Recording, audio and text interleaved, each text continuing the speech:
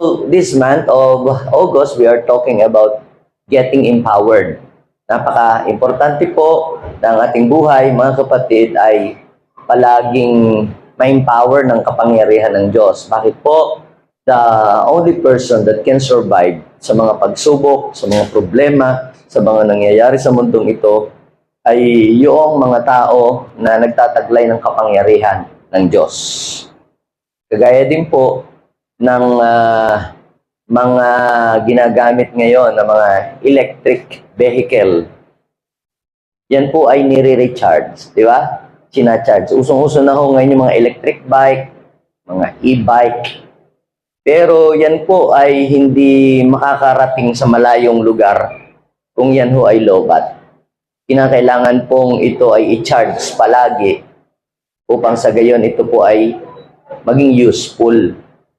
Gayon din po naman ang ating buhay bilang mga Kristiyano, dapat po lagi tayong nare-recharge ng power ng Lord upang ang ating pong buhay ay malayo ang marating. Sino dito ang gusto niyang malayo ang marating? Yan, para malayo ang iyong marating, kailangan mo ng anointing. Amen? So, last Sunday, we talked about don't run without power. No? Marami po sa atin ay larga ng larga, punta ng punta kung saan-saan, sa negosyo, sa trabaho, pero wala ang anointing ng Diyos sa buhay. Kaya ano ang nagiging resulta? Minsan ay hindi nagiging maganda at hindi nagiging maayos ang outcome ng ating mga ginagawa. The Bible says, apart from God, we can do nothing. So, napag-usapan po natin yung kwento ng ang Panginoong Jesus ay matapos mag-crusade sa wilderness at mag-minister, pinauwi na niya ang mga tao, pati ang kanyang mga alagad. The people were going to a different direction, kanya-kanyang direksyon, kanya-kanyang uwi, kung saan man silang direksyon pupunta. Pero si Jesus ay mas pinili niyang umakyat sa bundok para ma-rejuvenate at ma-recharge ang kanyang power. Ang mga disciples ay meron din po silang choices. Ang umalis o piliing sumama kay Lord para magpa-restore sa kapangyarihan. But sad to say, mas pinili nila ang humiwalay sa Panginoon. Sabihin mo sa iyong katabi, huwag kang hihiwalay sa Panginoon. At ano ang nangyari? They ran without power. Exhausted na sila, lumayo pa sa Panginoon. Nanghihina ka na nga, ayaw mo pang mag-charge. May problema ka na nga, ayaw mo pang dumalo sa gawain. Sa palagay mo, masosolve mo ang iyong problema sa ganong paraan? Hindi ka makakasulong kapag wala ang tulong ng ating Panginoon. You cannot move forward when things get hard. When you run without power. Nasubukan nyo na ba na para bagang hindi kayo makaabante? Gusto nyo umabante, may gusto kayong gawin, may gusto kayong hakbangan, pero parang may pumipigil. Because you are running out of power. Kapag palubat ka na, kami ho nung mga bata kami, meron kami yung mga truck-truckan, jeep-jeep, may mga di-battery. Ay hindi na makaandar pagka paubos na ang baterya, gayon din, hindi ka na makaabante. Hindi ka makasulong para laging ang bigat ng iyong buhay. Because you cannot move forward. Lalo na yung pasalungat daw po sila sa hangin. Diba? Kaya alam nyo, hindi natin kayang maging salungat sa takbo ng mundong ito. Madadala ka sa agos ng mundo without the power of God. Diba sabi ng Biblia, do not conform. Huwag kayong umayon sa takbo ng mundong ito. So tayo, pasalungat. Ang buhay ng Kristiyano, pasalungat sa agos ng mundo. At hindi ka makaka-move forward, hindi ka makakasalungat sa agos ng mundo, kundi madadala ka ng agos ng mundo kung wala sa iyo ang kapangyarihan ni Kristo. Do you get the point? Then, aside from that, you will be overpowered or influenced by fear. Ma-influensyan ka ng mga takot, maapektuhan ka ng mga balibalita at mga negative news na nangyayari dito sa paligid ng ating mundo. So, kapag may power ka ng Lord, ikaw ay nagiging immune sa mga problema. Sino ho ditong nasubukan ng magpabunot ng ngipin? Sino hindi nagpapabunot ng ngipin? Masakit daw ang magpabunot ng ngipin. Kaya ang ginagawa ho ng mga dentista para hindi mo maramdaman ang sakit kapag binubunot ang ngipin, kinakailangan mo ng anesthesia. Tama? Para kahit na bunutin ang ngipin mo, hindi masakit. Alam niyo po mga kapatid, tayo ay nagiging maramdamin, tayo ay nagiging matampuhin, tayo ay masyadong nagiging sensitibo kapag wala sa atin ang presence and power ng Lord.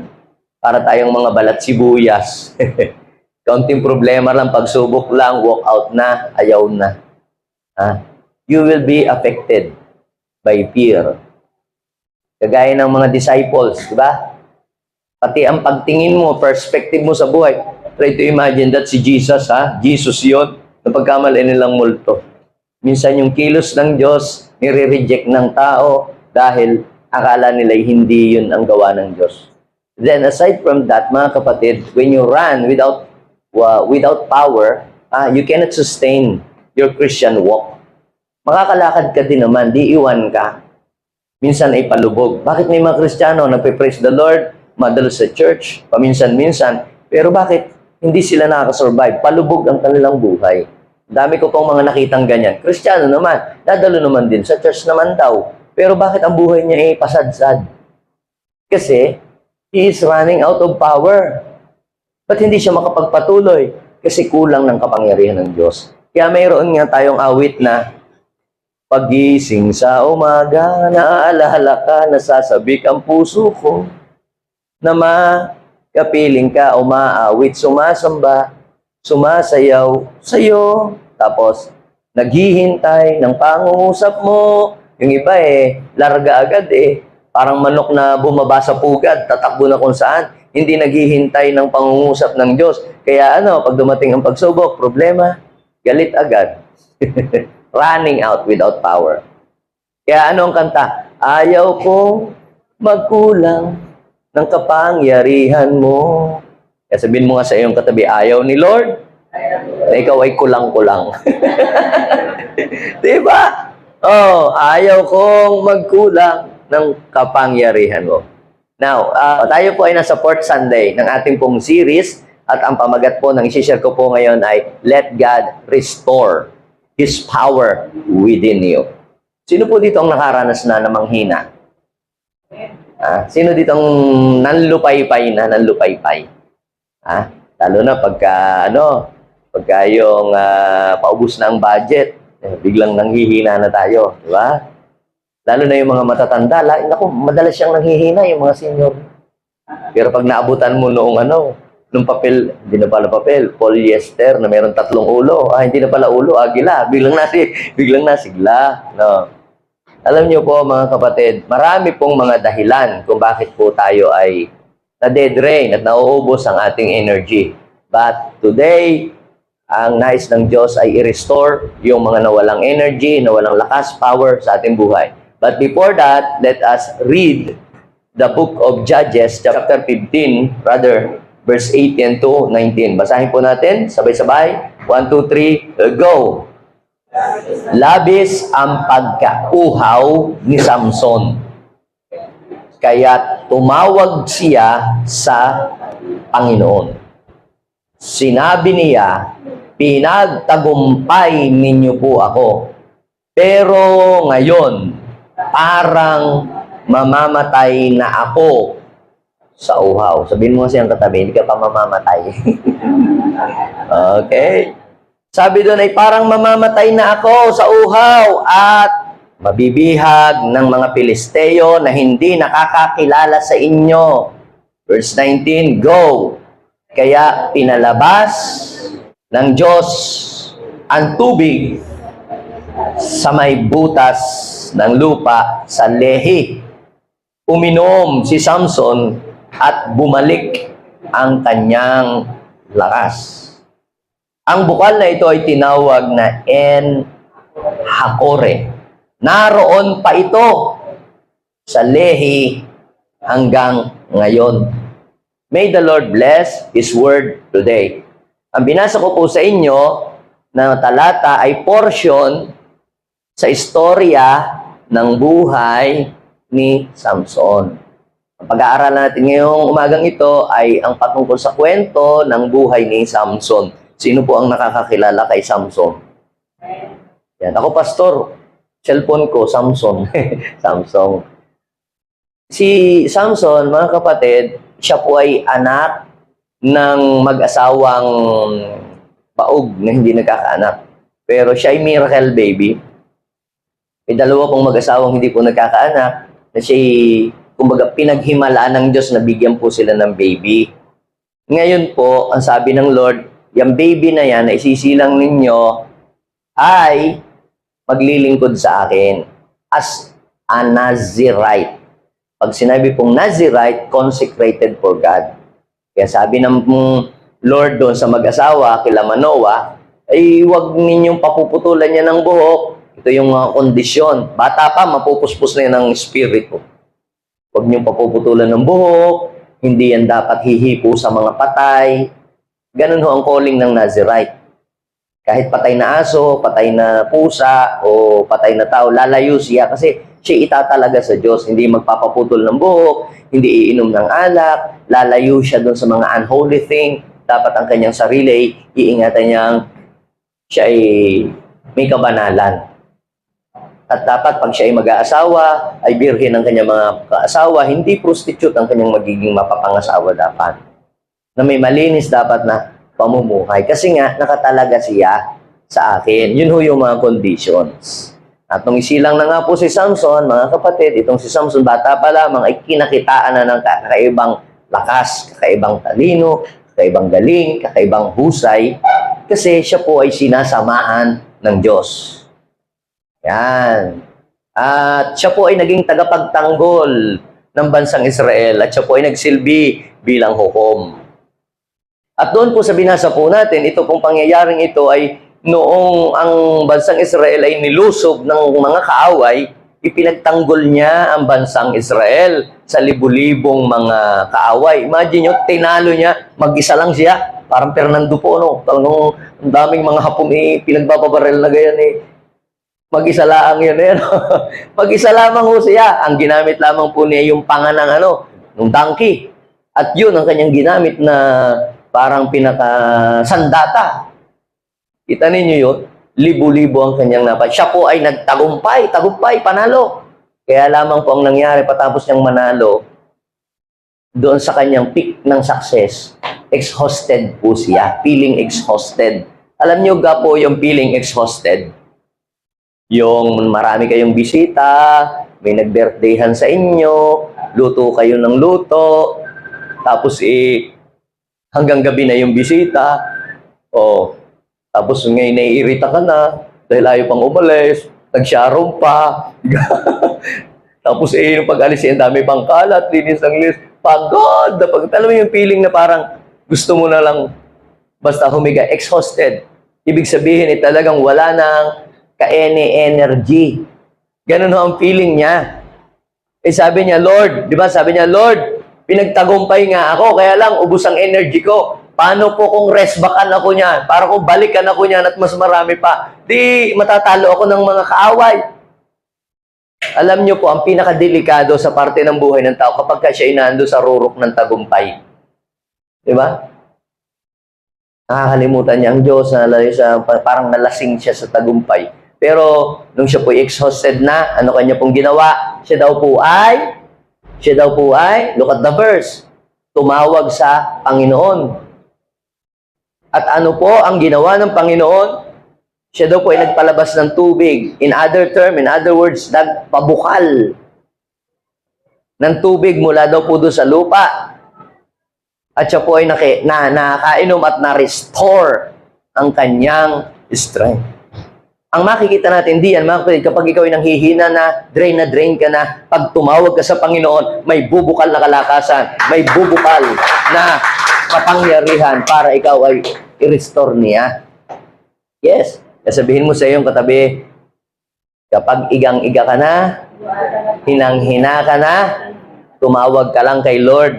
may bubukal na tugon. Pati wallet mo, ha? Igang-igang na. Bank account mo, walang-wala ng kalaman-laman. Tumawag ka lang kay Lord at may bubukal. Amen? May dadating na trabaho, may dadating na opportunity, may darating na mga kliyente. Amen? Sabihin mo sa iyong katabi, may bubukal. At ano po ang sabi doon sa huling salita na ang lugar daw po niyon ay tinawag na El Enhacore. Ang ibig sabihin ay fountain of a caller. Bukal ng tumawag sa Diyos. So, ibig sabihin, pag tumawag ka sa Diyos, may bubukal. Talagang may bubukal. Ha? Ito ay bukal ng tumawag sa Diyos. Ang Diyos, kapag tumawag ka, magpapabukal siya sa iyo. At tingnan nyo, look at the verse. Ha? Sabi niya, naroon pa din daw ang bukal na yun hanggang ngayon. Now, that is literal, pero ano ang spiritual message para sa atin na naroon pa din ang bukal na yon hanggang ngayon? Ano pong ibig sabihin? Kung noon na nanghihina si Samson, tumawag sa Diyos, nagpabukal para siya ma-restore, available pa rin yung pagpapalakas ng Diyos para sa ating nanghihina hanggang ngayon.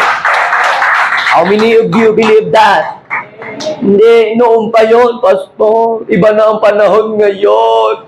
Sabi ng Bible, naroon pa rin yung bukal na yon hanggang ngayon.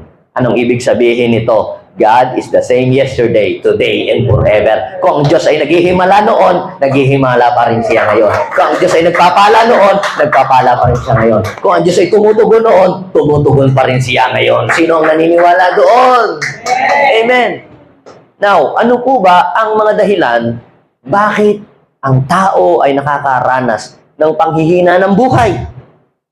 Di ba? Bakit tayo nanghihina? Ang lulupaypay. Oh, tayo na may maraming mga iniinom ng mga vitamins. Oh, bakit tayo na may maraming mga pampalakas? Meron pa tayong mga herbal na mga kung ano-ano daw na magaling. Pero pa tayo parang nanghihina pa rin. Actually, hindi lang physical ang nanghihina sa tao. Ang kaluluwa, ang spiritual niyang buhay ay nanghihina din. Dahil ang tao mayroong katawan, may kaluluwa, at espiritu. We have three components. Hindi lang naman ikaw physical eh. Yes, pwedeng ikay talagang equip, fully exercise ka, pero ang iyong kaluluwa, hindi ka nga nagbabasa ng salita, hindi ka nga nakakarinig ng mga encouraging word. Oh, kahit pamalakas ang iyong katawan physical, pero pag mahina ang iyong kaluluwa, madadamay ang iyong buong system, buong pagkatao mo. Bakit tayo nanghihina? Madalas. Ito ay ilang mga kadahilanan dahil sa tayo ay nagtatrabaho. Tayo ay gumagawa sa mga estudyante. Pag nag-aaral kayo sa school, dami mga projects, sunod-sunod na mga activities, pati linggo, may pasok, may online pa. Oh, may utos ang mga teacher, pinapagawa. Sermon na nga doon sa school, sermon pa sa bahay. Tapos sa church, sermonan pa rin. lalo nang napagod. Kaya sa church, ayaw ko mag-sermon. Hindi ako nagsisermon. Nagpapalakas ako every Sunday. Bakit? Bugbog sarado na ang mga tao. Yung nanay, bugbog sarado sa paglalaba. Dapat yung labada ang binugbog, hindi yung nanay. Diga, lahat tayo sa trabaho, sa dami nating mga tapos sa church dapat encouragement na lang, kalakasan. Kaya nga tayo nandito para ma-recharge tayo. So, aside from that, yung tayo ay sa mga pagtatrabaho natin, doon sa mga negative news na naririnig natin, tataas na naman daw ang gasolina, tataas naman ang mga bilihin, mga pandak na lang sa atin ang hindi nataas dito. Lahat na lang, tumaas na tumaas. Nakakapanghina ang mga bagay na yun. Di po ba? Ano pa pong mga dahilan? Bakit nanghihina ang tao? Nanghihina po tayo dahil po doon sa mga kasalanan na nagagawa po natin. Di ba? Wala hong tao na nakakagawa ho ng kasalanan na pagkatapos ay masigla.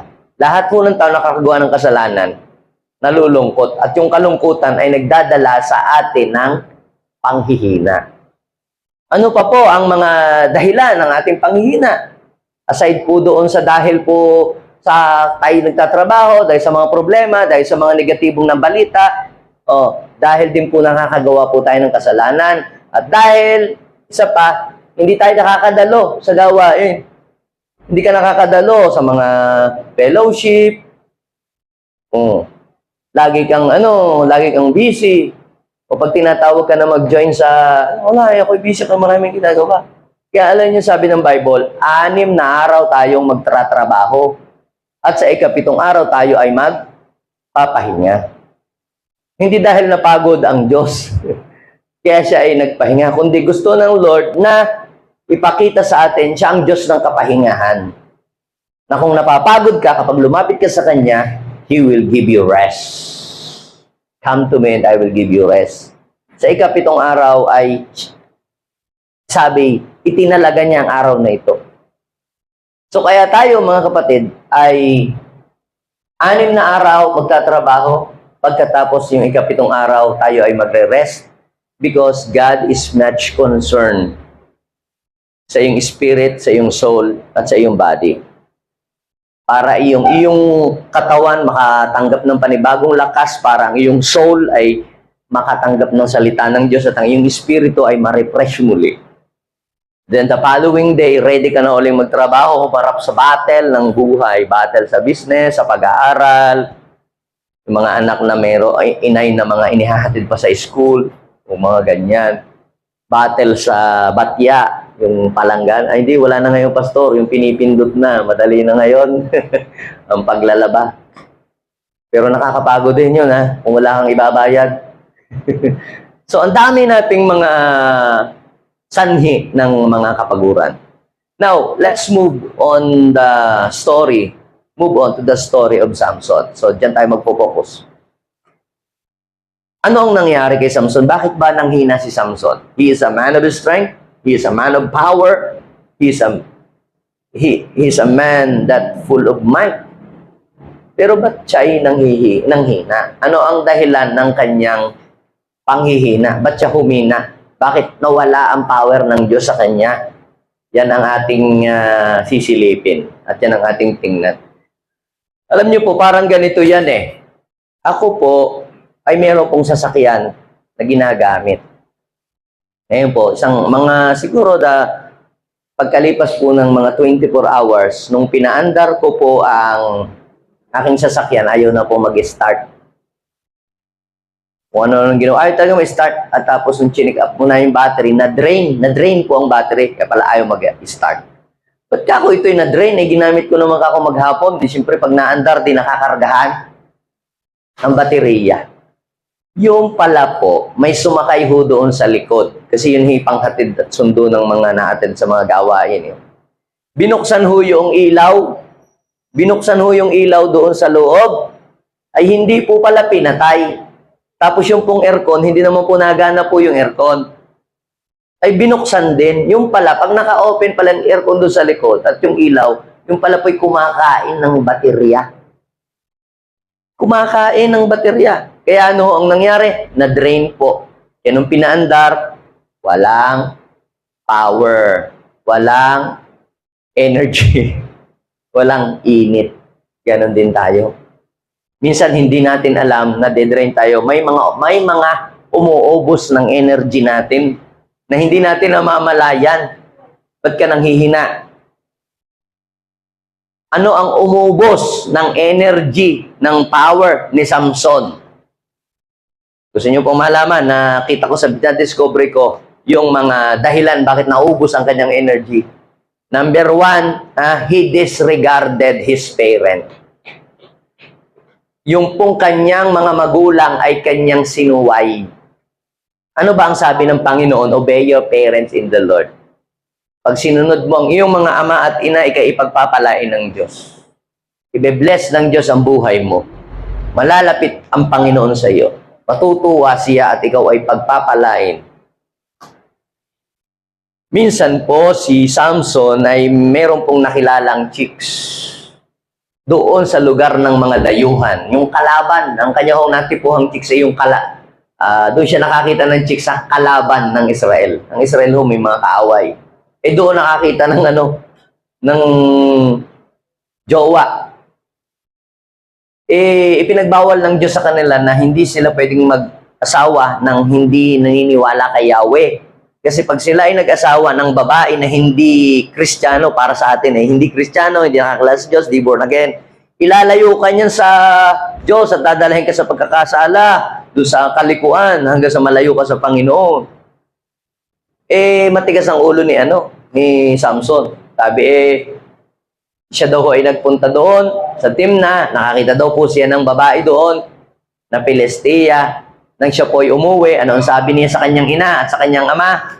Meron daw po siyang nakrasan doon na babae. Ang problema, yung nakrasan niyang babae ay ipinagbabawal ng Panginoon sa kanila na hindi nila dapat yon asawahin.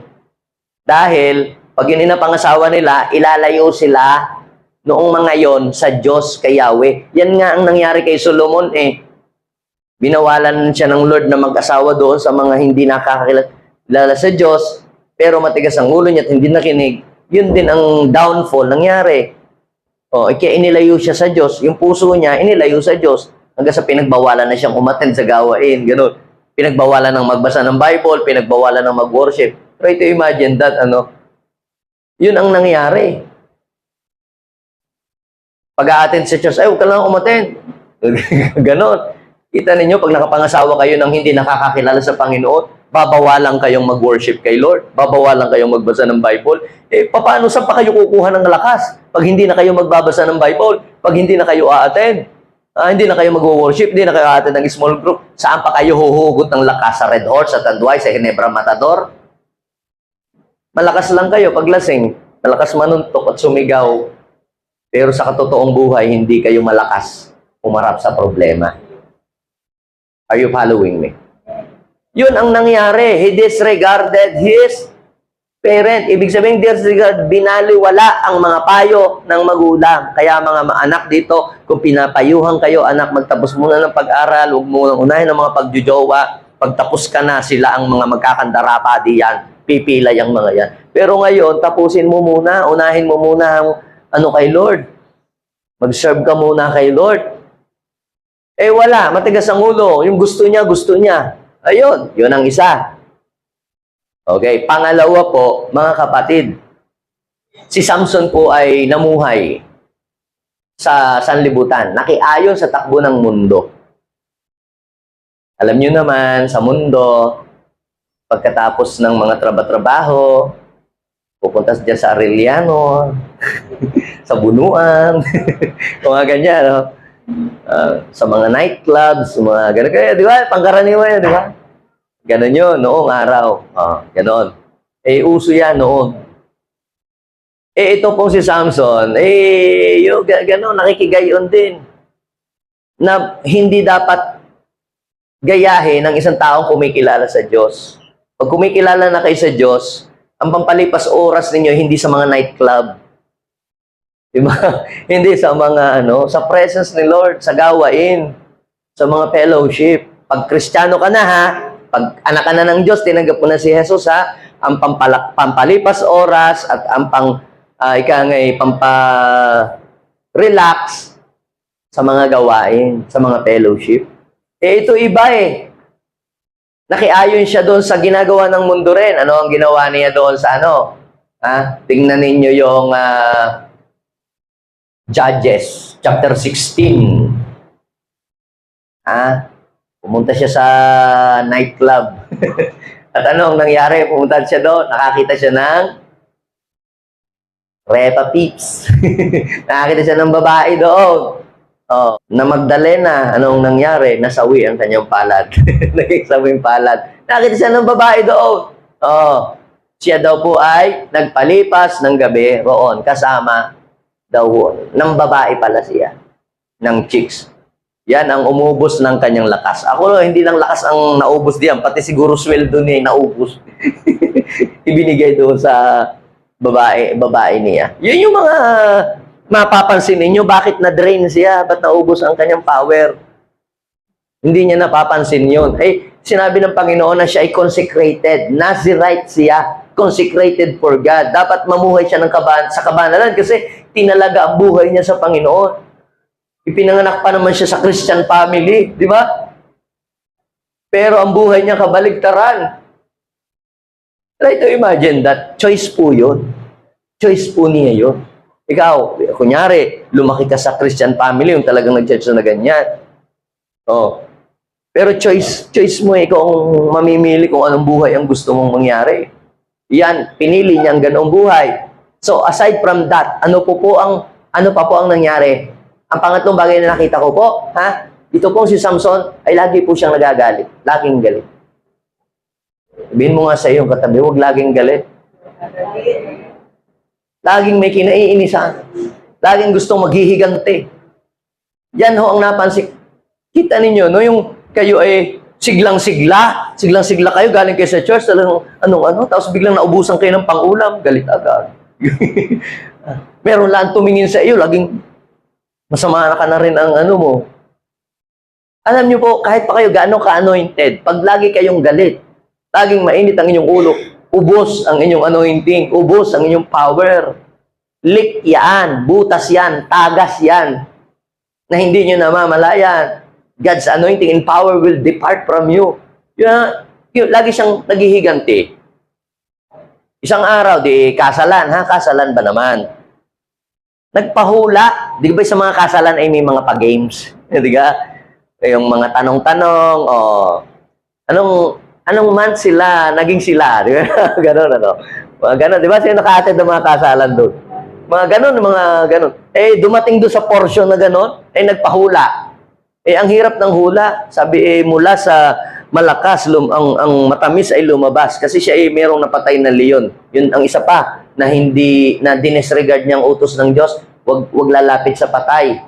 Kahit hayop o ipis o pusa. Siya ay lumapit doon. Hindi siya pinapalapit ng doon. Tapos kinuha pa niya yung pulot. Alam niyo kung saan galing yung pulot? Doon sa patay na leon. Yaks! Ikaw kaya, bigyan kita ng chocolate, Toblerone. Pero hindi mo alam, yan pala galing doon sa dagang namatay na daga, nakapatong doon.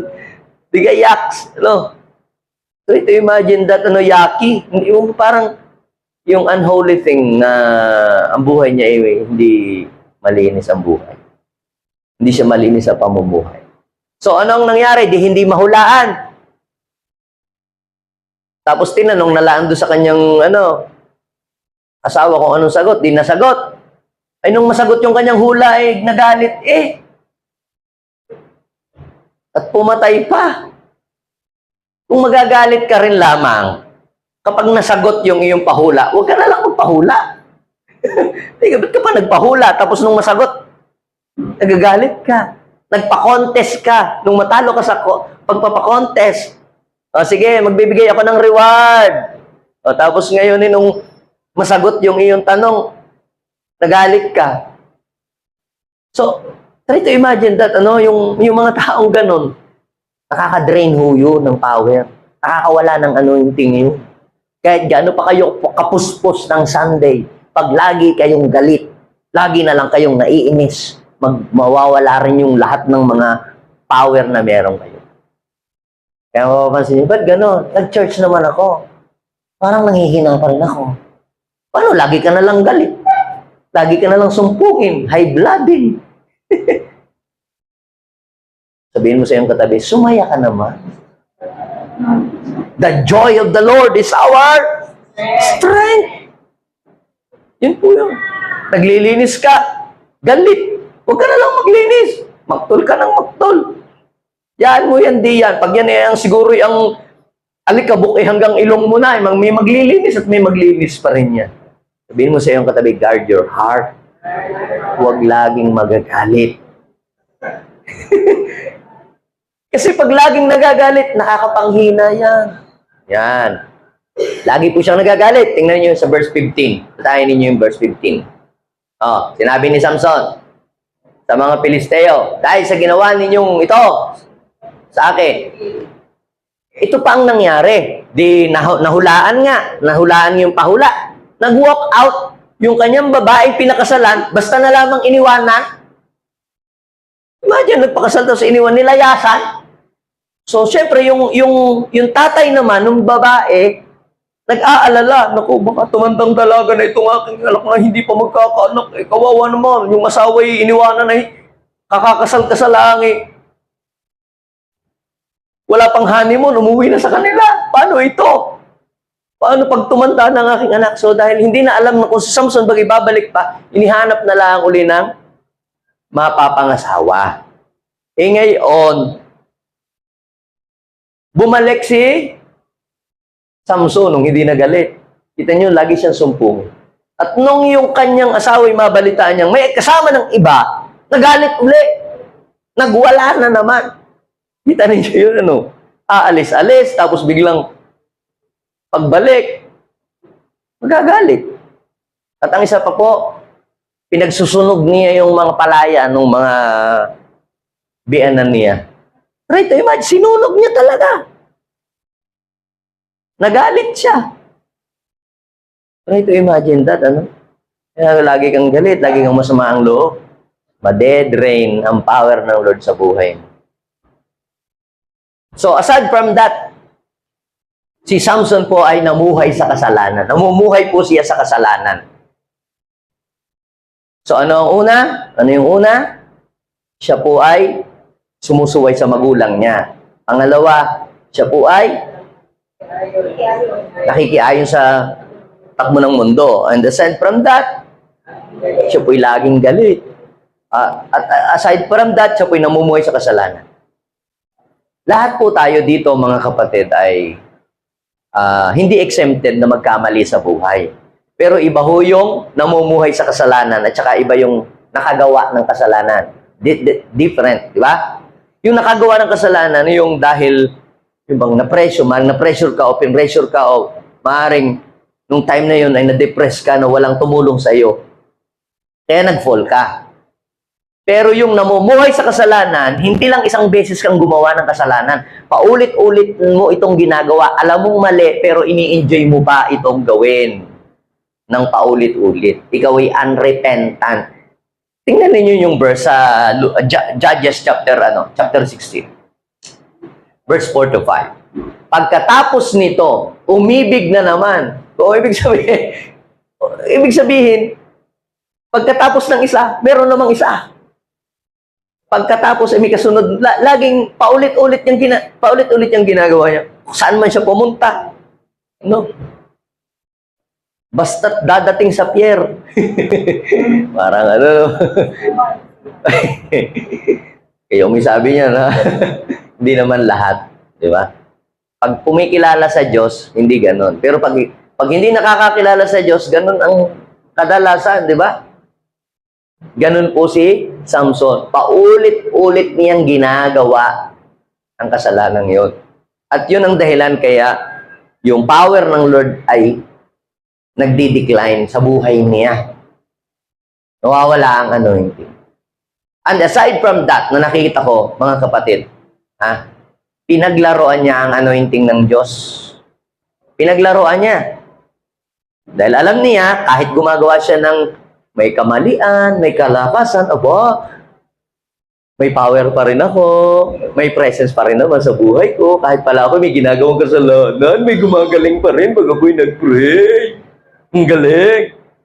Yes, maaaring nagagamit ka pa rin kahit may ginagawa kang kalokohan o kasalanan for some extent. Na hindi mo alam, binibigyan ka lang ng Diyos ng palugit. Alam niyo yung palugit? Pinagpapasensyahan ka lamang muna ng Panginoon. Pero pag naubos ang pasensya ng Diyos sa iyo, His judgment will come. At yun ang masaklap. Try to imagine that. Basahin niyo yung chapter 16. So dahil dito sinabi ni Delilah, niloloko mo ako. Niloloko mo pala ako. Kasi lungalingan lang yung sinasabi mo sa akin. Kasi ang nangyari diyan, itong si Delilah ay binayaran ng mga kaaway ng Israel para i-discover ang power ni Samson. Saan ba nanggagaling ang kanyang power? Binayaran siya ng pera para i-discover yon. Ngayon, syempre, para naman maka-score si Samson, kunyari sasabihin niya yung source na, araw-araw, gano'n. Umiinom ako ng gatas para lumakas. Tapos, Hindi naman pala. Pag ako ay ginapos ng tali, hindi ako makakawala. Ay, ganon. Pag ako ay ang aking buhok ay, ano ba yung ginagawa sa buhok pag tinitirintas ng pito, kaya hihina na ako. Yung bang alam na niya na siya ay palapit na ng palapit sa kanyang pagbagsak. Pero nilaro niya. Nakipaglukuhan siya doon sa sa chicks na yon. And you know what happened? Ang nangyari po, mga kapatid, ay nakakalungkot ng ending ng kanyang buhay. He lose the power of God because of that. Sinabi niya ang secret sa kaaway. Ni-reveal niya ang secret sa kaaway na ang kanyang buhok. Yung hair, ang simbolo niyan ay glory, ay pinutol. Kaya tumawag ng barbero si Delilah at pinagupitan si Samson. At sabi, nung ginupit daw po ang kanyang buhok, basahin natin yung Judges chapter 16 verse 28. Si Samson naman ay pinatulog ni Delilah sa kanyang kandungan nang ito'y mahimbing na tumawag siya ng ng tao at siya daw po'y ginupitan ng kanya pong tirentas daw po ng buhok. Nang mawala na ang kanyang kakaibang lakas, ginising po ni Delilah si Samson at kanyang sinabi, Samson, may dumarating na mga Pilisteo. Nagtangkang bumangon si Samson sapagkat akala niya makakawala siya tulad ng dati. Hindi niya alam. Hindi niya namamalayan. Iniwan na siya ni Yahweh. Kapag iniwanan ka na ng Diyos, totally hihina ka. Sabihin mo sa iyong katabi, huwag patulog-tulog. Ang buhay Kristiyano ay hindi dapat patulog-tulog. Bakit? Bakit si Samson ay naisahan ng kaaway? Tulog. Yung mga hindi na-attend, tulog.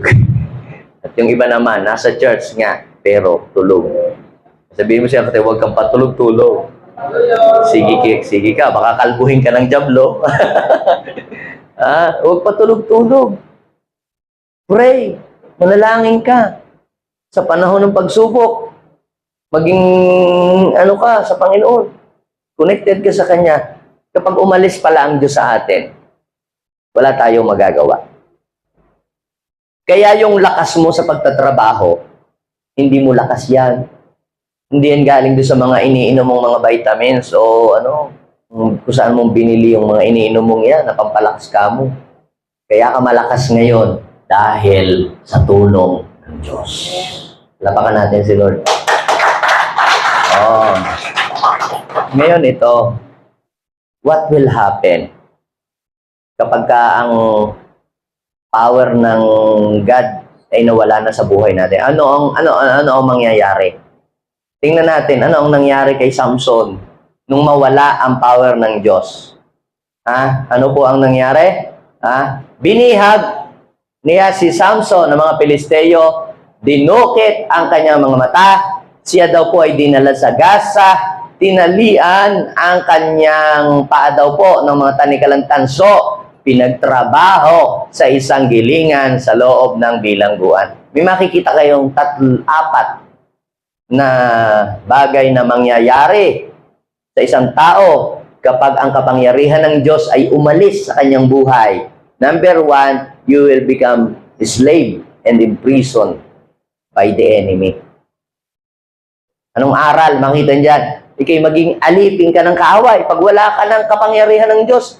So, wala ka ng power na labanan siya. Di ka sabi ng Panginoon, I have given you the power to trample the snake and the scorpion and nothing shall by any means hurt you. Ay nawala sa iyo ang power ng Lord. Nawala sa iyong anointing. Nawala sa iyong presence. So anong mangyayari sa iyo? You will become a slave and imprisoned by your enemy. Di ba sabi, noon daw pong mawala na ang lakas sa kanya, ano ang nangyari kay Samson? Basahin natin, ano ang nangyari? Siya daw po ay naging alipin, siya daw po ay nilagyan ng tanikala, nilagyan ng kadena ang paa, siya dinala sa bilangguan. Marami po nagiging bilanggo ng bisyo, nagiging bilanggo ng sakit karamdaman, nagiging bilanggo ng kung ano-ano mga gawa ng kaaway, ng mga kahirapan, ng galit, ng puot sama ng loob. Marami bilanggo. Hindi na sila makaalis doon. Bilanggo ng mga masasamang ugali. And aside from that, ano pa po ang nangyari daw po kay Samson? Siya daw po ay dinukit ang mata. Literal yun, nawala ang binulag siya. Ano naman ang kahulugan niya sa ating spiritual? You will become totally blind. Spiritually blind. Alam niyo po yung blind spiritually? Yung kahit mali ang kanyang ginagawa, ang tingin niya sa ginagawa niya tama. Sinasabihan ka na ng nanay mo, tatay mo, huwag mong juwain yan. 5 na ang apo niyan, di ba? Pero ikaw hindi, nagmamahalan kami, mahal namin ang isa't isa. Hindi nga kadami naman di yung mga single, bakit di yung pasa, lolo na? Hindi nga. Bakit? Bulag. Ang isang tao na wala na ang Lord sa kanyang buhay, nabubulag na, kahit mali na ang kanyang ginagawa, hindi niya nakikitang mali ang kanyang ginagawa. Ang tawag doon, bulag. Tingnan mo yung katabi, bulag ba yan? Sabihin mo, pamasahin naman. Kung yan ay bulag. Hindi ka? At minsan po, tayo nabubulag din. Imbis na kung ano-ano, paulit-ulit tayong nai-scam. Hindi, scam yan, tunay yan. Milyon-milyon ang nawawala yun. Hindi. Marcos. Yung mga sali doon sa mga Marcos, dadating daw, gagawin kang milyonaryo, kung gano'n. Dami na hong bumagsak diyan, mga na-scam. Pero kayo ay sali pa rin ng sali sa mga gayaan. Bulag. Nabubulag tayo. Yung sa iyong katabi, huwag mong hahayaan na bulagin ka ng kaaway. Yes, pag nabulag ka, liko-liko na pala yung dinadaanan mo, pero sige ka pa rin. At ano pa ang nangyari? So, nung siya ay takasan ng kapangyarihan ng Diyos, siya daw ay pinagtrabaho saan? Gilingan, sa loob ng bilangguan. Kita nyo, bilanggo na, nagtratrabaho pa sa gilingan. Di ba noon, wala pa namang makina. Noong araw, pag mag-aararo, o di ba wala ngayon, traktoran ng pang-araro. Dati, nung kalabaw, pang-araro. Ngayon, yung paggigiik ng palay, sino nakapunta na yun sa mga gilingan? Diba, gano'n? Pero yung old gilingan, yung wala pa yung, hindi pa uso ang mga machine, yun ay may malaking bato na bilog. Tapos yan ay may malaking parang poste. Tapos yung poste sa dulo noon ay tinatali dun yung baka. Tapos yung baka iikot ng ganyan. Tapos yung gulong na malaking bato, dudurugin niya yung mga palay para maging bigas o maging trigo. Ang hihila dapat nung mabigat yung bato yun. Napakabigat na bato noon. Pag nadagaanan ka, siguradong pirat ka. Parang yung batong gumulong doon sa bagyo na parang latang nayupi, yung kotse. Nakita niyo ho ba yun? Ganun ho kabigat. Imagine nyo, binuhat niya ho yun, pinagtrabaho siya. Ano ang point doon? You will suffer hardship and poverty. Napansin niyo ba yung trabaho kayo ng trabaho? Pero parang nawala. Lahat na pinuntahan mo, 16 hours, 15 hours of work, overtime, pero wala pa rin. Parang hindi ka nakakaipon. Parang wala. Nasubukan niyo yun? Kumikita naman ako. Pero bakit parang dumadaan lang sa kamay? Buti may dumaan sa iyong kamay. Yung iba, walang nadaan sa kamay. Nasubukan niyo po yun? Ganyan ang buhay pag wala ka sa Panginoon, ang layo mo kay Lord. Hindi ka naglilingkod, alayo mo sa presence ng Lord. Kumikita ka, may pera ka, pero parang hindi mo nararamdaman. Ninanakawan ka pa ng kaaway. Ganyan pag wala ang power ng Lord. Pero pag nasa iyong presence ng Lord, parang ang gaan ng pera sa iyo. Parang ang bilis ng pasok ng blessing. Ha? Parang ang dali. Easy. Pag may pangailangan ka, biglang nadating. Alam ni Lord. Pero pag malayo ka sa Diyos, bakit ganun? Parang ang opportunity sa iyo. Ang layo, ang hirap. Masipag ka naman, nagtatrabaho ka naman. Pero kulang at kulang pa rin. Lagi kang kinakapos. Sabihin mo sa iyong katabi, baka kulang ka na ng presensya ng Diyos. Yes. At yon ang naranasan ni Samson. And last, na mangyayari kapag ang kapangyarihan ng Diyos ay nawala sa buhay ng isang Kristiyano, parang ganito. You will be mocked by the enemy. Pagtatawanan ka ng dyablo. Yes. Hindi lang dyablo, pati mga kapitbahay. Akala ko pa mga ponang yan, ganyan. Maayos ang buhay, ba't ganyan? Magaling pa yung hindi nag-church. Magaling pa yung mga hindi nag-worship kay Lord. Ang ganda ng buhay ito, hirap. Alam niyo, pinagtatawanan. Tingnan ninyo ang nangyari kay Samson. Basahin po ninyo sa aklat po ng Judges chapter 16, verse 25. At sa laki ng kanilang katuwaan, sinobrang kakatuwaan, yung kaaway nila natutuwa sa sinapit ni Samson. Buti nga sa iyo, ha? Parang sabi ng demonyo, kami ha, masyado mo kami binugbog sa panalangin, o pinadalamahan pa kami ng salasalabat at kulog at kidlat. Pinagulpi mo po kami sa angel. Ngayon, nagkasala ka na rin. Yan, o. Pinagtawanan po siya at naisipan pa daw pong siya pagkatuwaan. Oh. Siya daw po parang pinagpiestahan siya ito. May nakakahiya. Pinaglaruan siya ng kaaway. Gayon din tayo. Pag wala sa atin ang power ng Lord, ang presence ng Lord, paglalaroan ka lang ng dyablo. Minsan may kakalus ko sa dingding mo. May naririnig kang mga tinigalos yun. Anong nangyayari sa akin? Pinaglalaroan ka na ng kaaway. Magpapaalbularyo ka. Mag-alay ka ng manok. Pag alis mo, adubuhin niya yung manok. Ganon. Mag-alay ka ng ubas para mawala yung iyong mga ganyan. Tapos pag alis mo yung ubas, kakainin ng albularyo. Pinaglalaroan ka. Kung ano-ano ng mga Kaya pag nawala ang power ng Lord ay napakadelikado. Kaya sabihin mo sa iyo, tabi, wag mong hahayaan na mawala ang power ng Lord sa buhay. Now, ito naman, how to restore the power of God. How God can restore His power in us. Kung halimbawa, naramdaman yung nanghihina na po kayo, parang drain na kayo, exhausted na, wala na yung power ng Lord, there's always a way para ma-restore po yun sa buhay natin. Anong kailangan? Number one, i-desire po natin na yung kapower ng Lord ay bumalik sa buhay natin. Let's desire God's power to come back. Sabi mo sa iyong katabi, always desire God's power to come back in your life. Sabi po sa Bible, di ba ang kanyang source ng strength ay yung sa buhok niya? Di ba?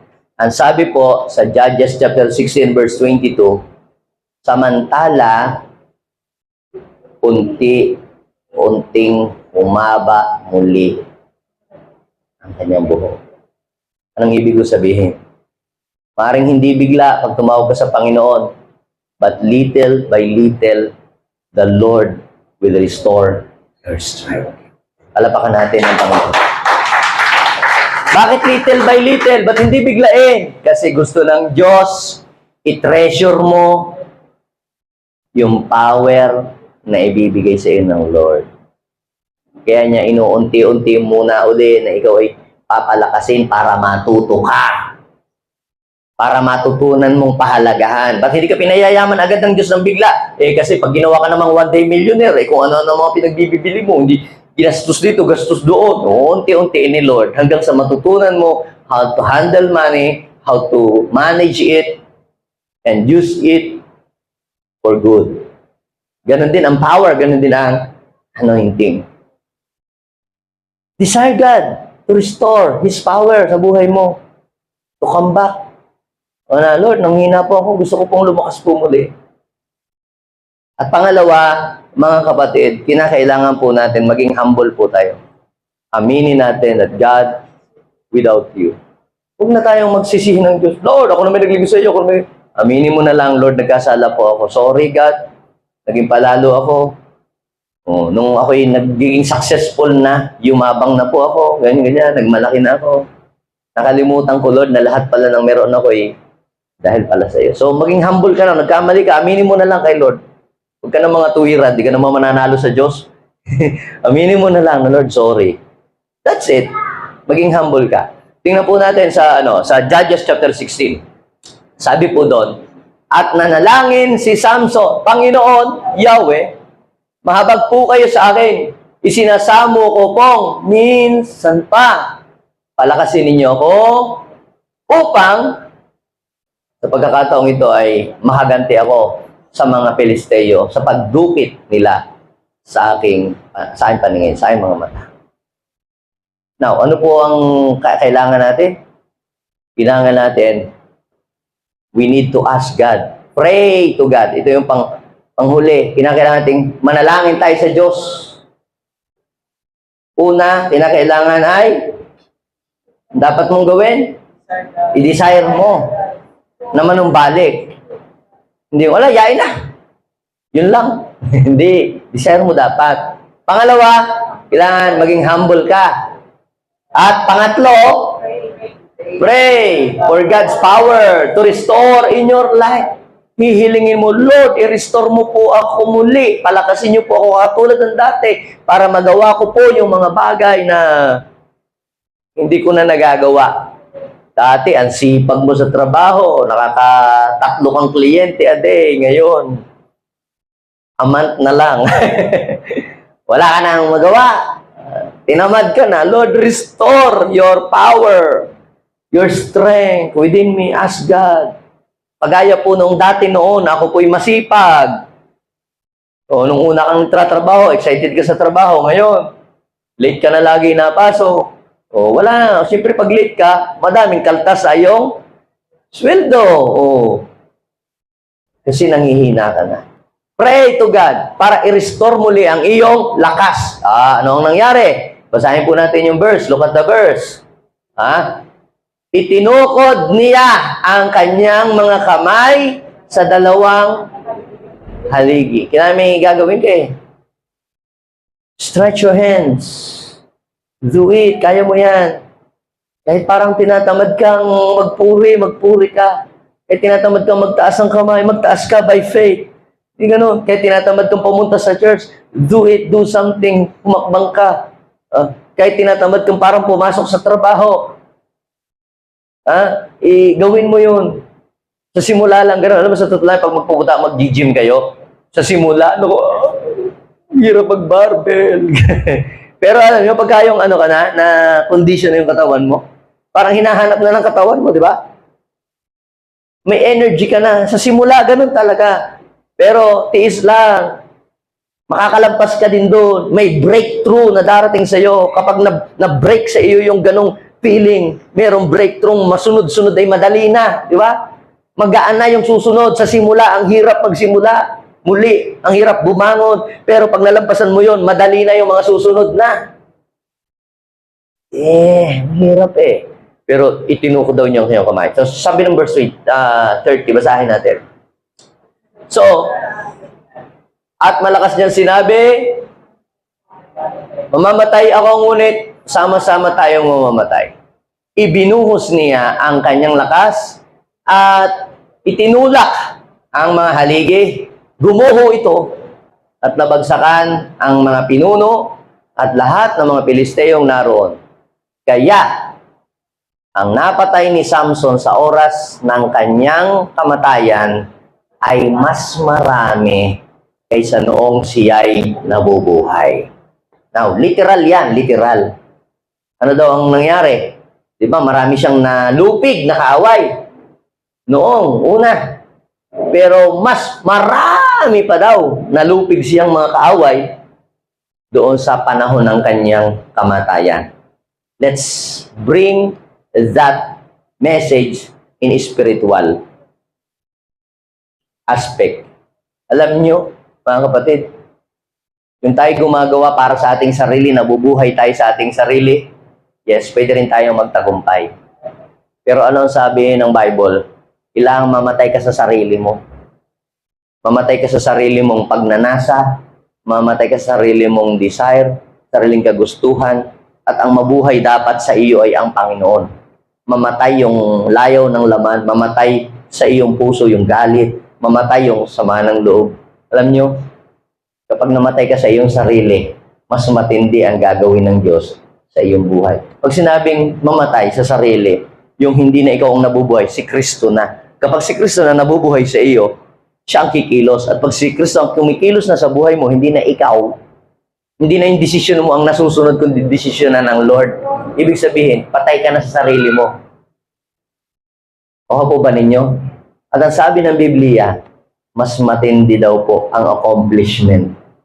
Ang ibig sabihin, pag namatay ka sa sarili mong gusto at ang nabuhay na si Kristo sa iyong buhay, mas grabing tagumpay at accomplishment ang ma-accomplish mo sa iyong buhay.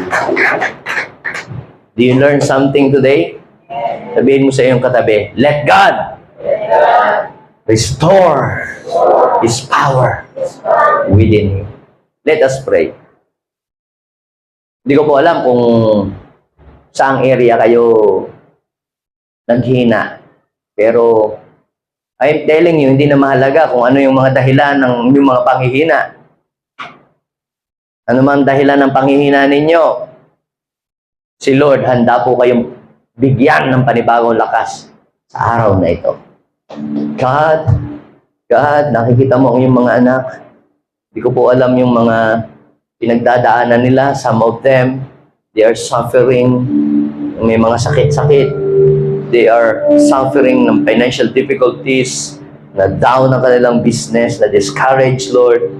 Affected ang kanilang mga source of income. Affected ang kanilang mga trabaho, Panginoon. God, nakakapanghina po. Nakaka-drain. Pero salamat, God, in this place we found hope. We found hope, oh God, na meron pa pala kaming pag-asang lumakas muli.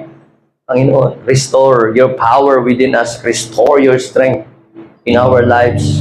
Holy Spirit, move in this place. Yes. Pagising sa umaga, naalala ka, nasasabik ang puso ko na makapiling ka. Umaawit, sumasamba, sumasayaw sa'yo, naghihintay ng pangusap mo. Pagising sa umaga, pagising sa umaga, alalahanin mo si Lord, siya ang iyong source. Aminin mo naghihina ka, nanlulupaypay, ginawa mo na ang lahat ng pagsisikap, pero parang wala namang nangyayari sa trabaho, sa negosyo. Parang ganun pa rin. Come on, just pour out your heart. Yes. Bibigyan ka niya ng pangungusap. He will reveal you something. Yes, hallelujah. Sabihin mo sa kanya, ayaw ko magkulang ng kapangyarihan mo. Ayaw ko magkulang ng kapanalan mo. Jesus, dakila ka, tanging sandigan ko. Lakas ko ay nanggagaling sa'yo. Ayaw kong magkulang. Hallelujah. Ayaw kong magkulang ng kapangyarihan. Sabihin mo sa kanya, Lord, ayaw kong magkulang ng kamanalan mo. Jesus, dakila ka, tanging sandigan ko. Lakas ko ay... Yes, just lift your voice. Sabihin mo sa kanya, ayaw ko magkulang. Ayaw ko magkulang ng kapangyarihan. Holy Spirit, continue to move in this place. Palakasin mo ang iyong mga anak. Just Tapusin ang iyong kapangyarihan. Let your power release upon them right now. Let the presence of God arise, arise, arise. Build your people with your power. Build your people with your anointing in Jesus' mighty name. Hallelujah. Restore each every one of us. Lord, yung mga nawalang lakas. Yes, yung mga nawalang energy. Yes, ibalik mo. Ibalik mo. Kung paano mong ni-restore si Samson. God, restore your people. Yes, restore your people.